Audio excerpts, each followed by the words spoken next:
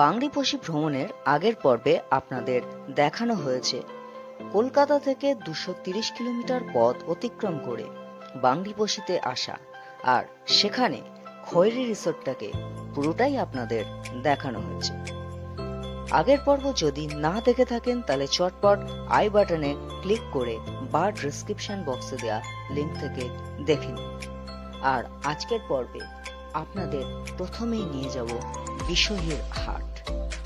বাংরিপোশি হলো একটি সাঁওতাল অধ্যুষিত গ্রাম। গ্রামের এই হাট আমরা শহরের মানুষরা খুব কমই দেখেছি।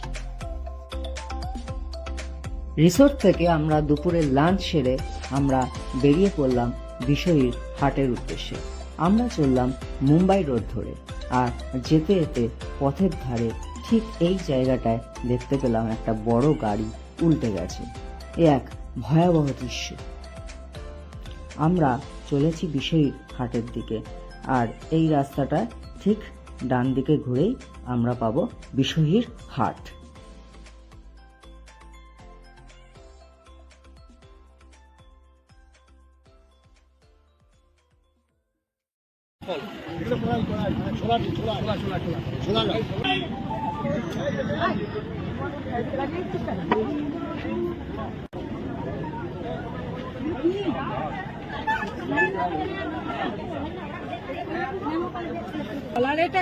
এটা কুসুম হে, তেল হেতা। আচ্ছা, ওটা মৌয়ার ফুল, এটা আর এটা ফল। এটা कुसुम कुसुम साफ कमरा ना, कुकुर कमरा तो ऐसे बनता है। ये क्या है?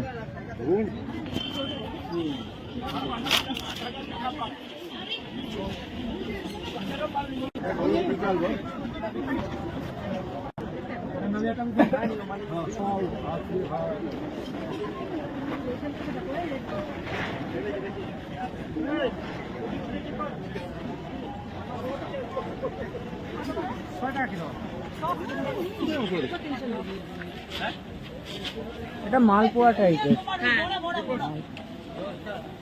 কত রকমের বড়া, তাই দেখো বড়া টাইপের না, বড়াই বলছি কত রকমের বড়া। মিষ্টি সিঙ্গারা।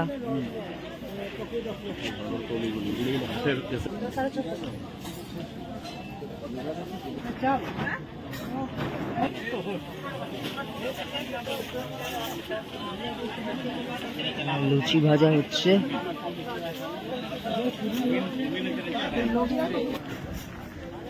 আবার মিষ্টির দোকান, প্রচুর মিষ্টি।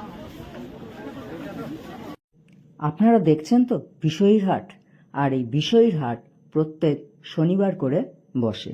আর আমরা খুবই ভাগ্যবান যে আমরা শনিবারই বাংরিপোশি পৌঁছেছিলাম, যার ফলে আমরা এই বিশোহির হাট দেখতে পেয়েছিলাম। কি নেই এই হাটে! ছোলা, বাদাম, মটর, কুসুম, গুঞ্জ, মৌয়ার ফুল, ফল শুরু করে জামা কাপড়, তারপরে বিভিন্ন মিষ্টি, খাবার জিনিসপত্র, তারপরে বাসন মাজার পাউডার, সাবান, সবজি, জামা কাপড়, সমস্ত কিছু, এমনকি মাছ, বিভিন্ন শুটকি মাছ, সমস্ত কিছুই দেখা যাচ্ছে। হাঁড়ি কলসি, মাটির হাঁড়ি কলসি, স্টিলের হাঁড়ি কলসি, এই সমস্ত কিছু আপনারা পেয়ে যাবেন। এমনকি নেশার জিনিসও এখানে পান্তা ভাত পচিয়ে হাড়িয়া তৈরি করে খাওয়া হয়। সেই দৃশ্য আপনাদের দেখাবো। চলুন তবে দেখা যাক। এবার তুমি তোলো, সন্তদার পাশে আমি খাবো।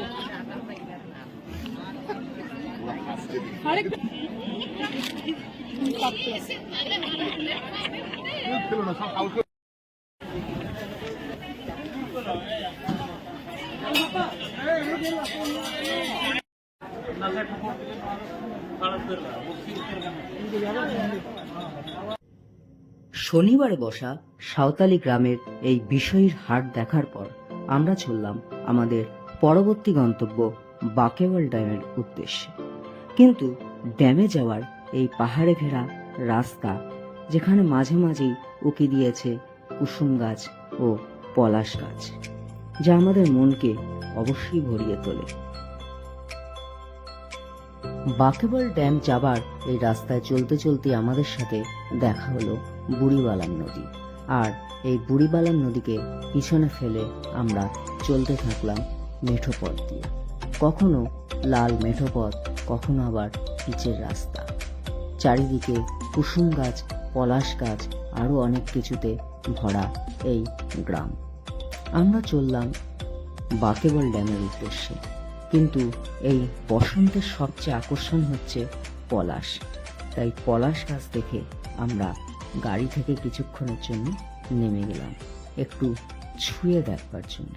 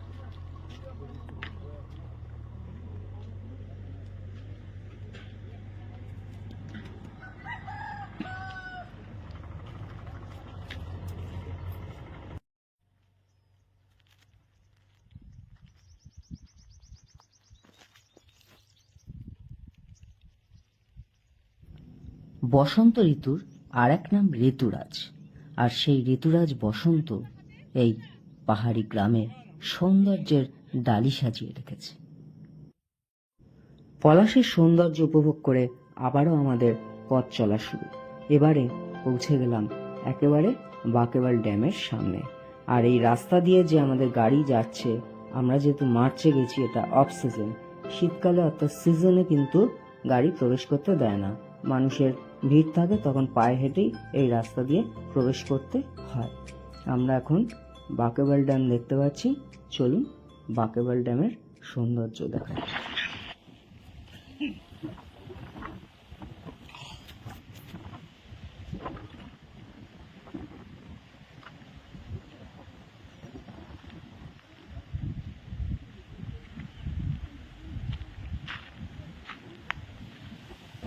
ড্যামের এই সাইডে হচ্ছে রিজার্ভার, আর এদিকে লক গেট।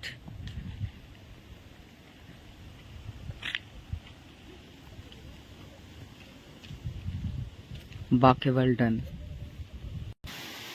এই যে একটা লক গেট খোলা রয়েছে।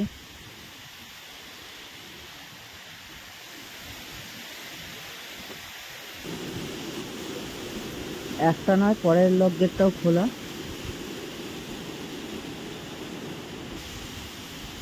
না, দেখতে পাচ্ছি প্রত্যেকটা লক গেটই মোটামুটি খোলাই রয়েছে।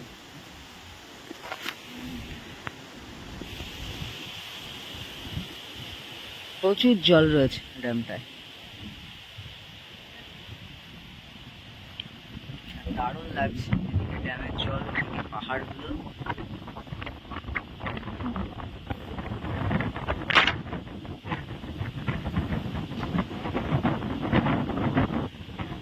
প্রচুর হাওয়া চালাচ্ছে।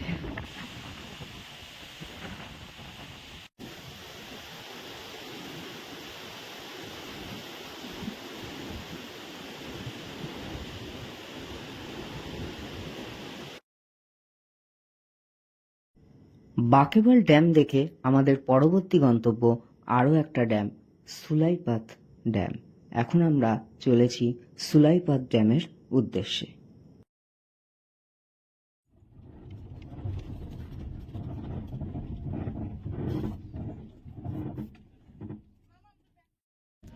এখন চলে এসেছি সুলাইপাত ড্যামে, আর রাস্তাটা তো আসার রাস্তা চরম খারাপ, চরম খারাপ, কিন্তু জায়গাটা দারুণ, অসাধারণ, কি বলবো।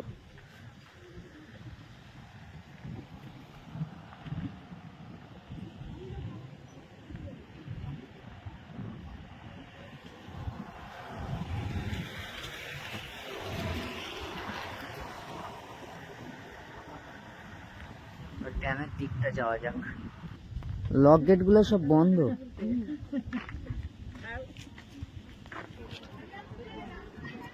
এই যে রিজার্ভার, আর ওইদিকে লক গেট গুলো বন্ধ রয়েছে।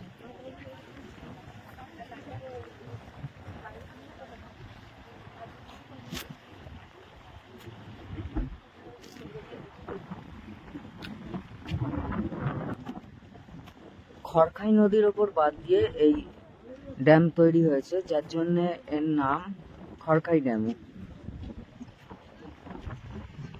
আর এইদিকে যে পাহাড়টা দেখা যাচ্ছে, এই পাহাড়টার মধ্যে লোহার খনি রয়েছে।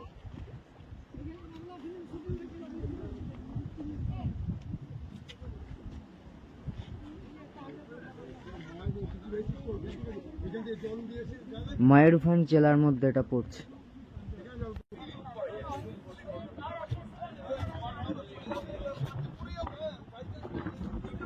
ওফ, কি দৃশ্য ভাই, কি দৃশ্য!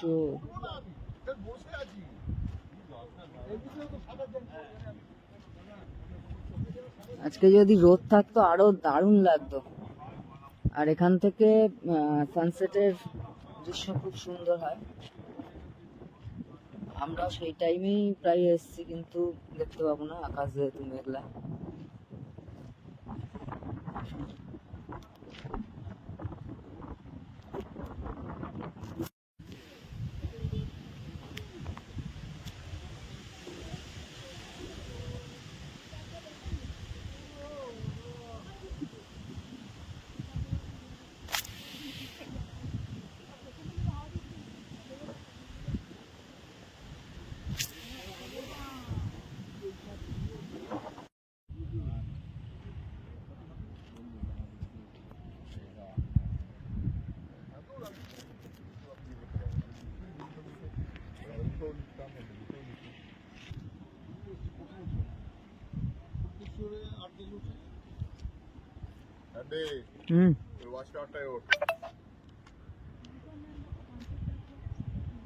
ওইখানে বলতো লোকগুলো কি করে গেল?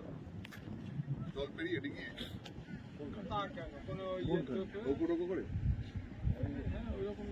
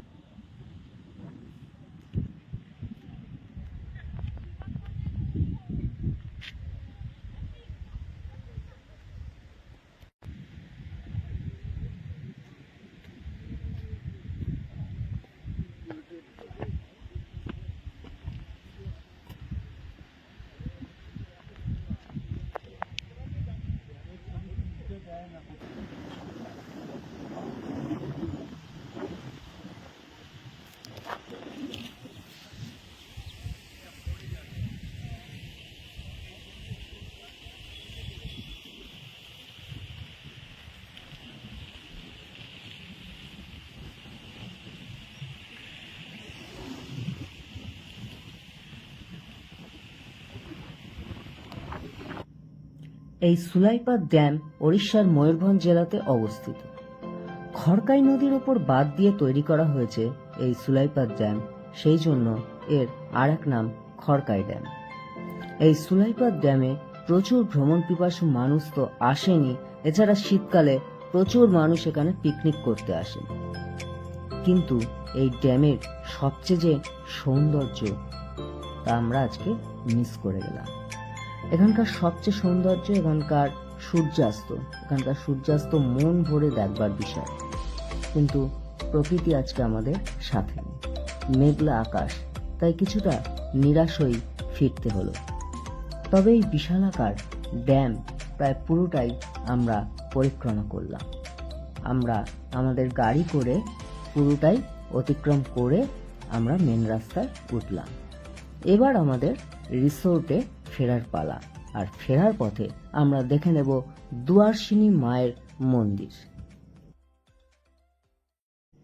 রিসোর্টে ফেরার পথে আমরা এখন দেখে নিচ্ছি দুয়ারসিনী মায়ের মন্দির।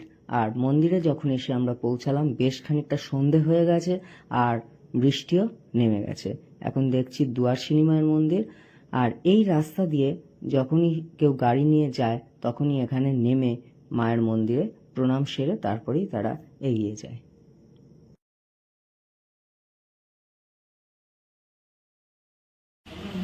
কি কেক আর কি চপ নাকি? বড়া বড়া বড়া, কেক আর পেঁয়াজ, সন্ধ্যের স্ন্যাক্স। স্ন্যাক্স এসে গেছে আমার, দুটো কেক আর হচ্ছে পেঁয়াজি, আর সাথে চা তো থাকবেই নিশ্চয়। আমরা আজকে তো বাকেবাল ড্যাম, সুলাইপাত ড্যাম এগুলো দেখলাম, তারপরে দুয়ারসিনী মাতার মন্দির। এবার কালকে আমরা খুব সকালে বেরোবো, শিমলিপালে যাব। আর এখন যাচ্ছি ডিনার করতে, দেখি ডিনারে কী দেয়। চিকেন দেওয়ার কথা আছে, আর আমি তো ভাতই খাই, ভাত আর চিকেন, আর সাথে আর কী দেয় দেখি, দেখা যাক।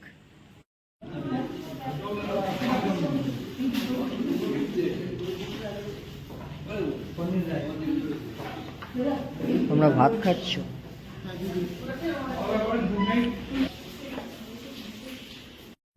আজকে আমার ডিনারের মেনুতে রয়েছে ভাত, ডাল, চিকেন আর একটা ফ্রাই। ডিনার করে আজকের মতো গুড নাইট।